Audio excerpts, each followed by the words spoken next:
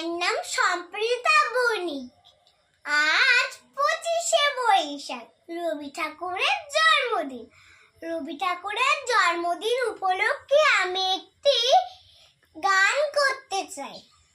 শীতের হাওয়ায় লাগলো না চুল, শীতের হাওয়ায় লাগলো না চুল, লাগলো